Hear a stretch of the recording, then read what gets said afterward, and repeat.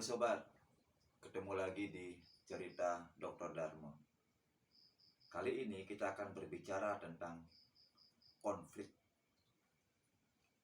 Karya monumental manusia dari dulu hingga kini adalah konflik itu sendiri. Dari ordo keperkasaan raja, kebenaran agama, hingga keadilan republik, konflik tetap saja diproduksi. Keagungannya adalah membenarkan tindakan-tindakan politik. Motifnya menggantikan kekuasaan lama yang kropos dengan cara menggantikan tangan kelas yang kalah ke tangan kelas yang menang. Tidak hanya individu, institusi pun berkonflik. Dalilnya sederhana, yakni kekuasaan tidak boleh absolut. Dalihnya sudah pasti perebutan sumber daya. Dengan begitu, konflik adalah kisah sejarah dunia yang sesungguhnya. Sebuah kisah yang membentuk gambaran sosial, ekonomi, politik, dan budaya. Konflik ada karena perjuangan kelas masih berseteru. Berseteru untuk bertahan hidup dari kelangkaan sumber daya. Kelangkaan yang direkayasa. Misal, keadaan normal dibuat darurat dan keadaan darurat dibuat normal. Narasi ini sequel dengan perubahan. Mengapa sequel? Karena karakter utamanya adalah pertentangan di antara kelas yang kaya versus kelas yang miskin. Tokoh utamanya perlawanan terhadap ketidakadilan itu sendiri. Inilah biang kerok sebenarnya. Bila kata adil jauh dari realita maupun harapan, maka konflik tak terbendungkan.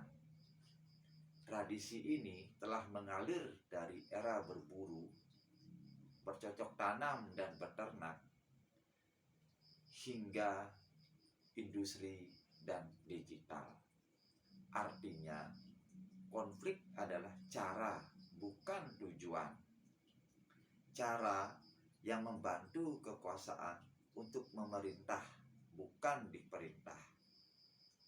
Bila tidak, maka kekuasaan itu palsu, alias boneka yang disetir oleh dalang. Tentu saja dalang yang punya akses maupun perabotan yang komplit. Esensinya sederhana. Siapa yang menang, dialah pemainnya. Pedang, kapak, dan sejenisnya hanya alat untuk membuat keadaan bungkam.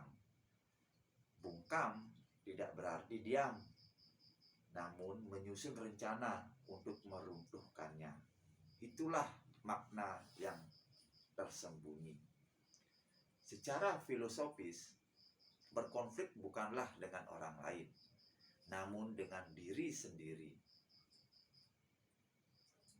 Pendeknya, konflik ada karena diri belum menemukan jatinya. Ini bagus untuk kesadaran akan keadaan maupun keadaan akan kesadaran, namun tak mudah untuk dilakoni.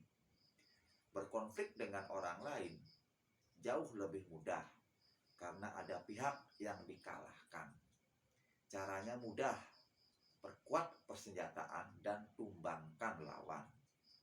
Tapi menumbangkan diri sendiri bukanlah kalah, namun untuk belajar bangkit ke tahap yang lebih unggul. Itulah esensi konflik yang sebenarnya. Apa tujuan kita jatuh? Jawabnya simpel, untuk belajar bangkit. Jadi konflik benar adanya bila ia dipahami dari sudut yang asik. Pesannya hanya satu, manusia sebagai makhluk pemain haruslah bermain elok, jauh dari kata dengki. Ini penting karena targetnya menjadi pemenang, bukan pecundang. Bermainlah, nikmatilah, dan legowolah.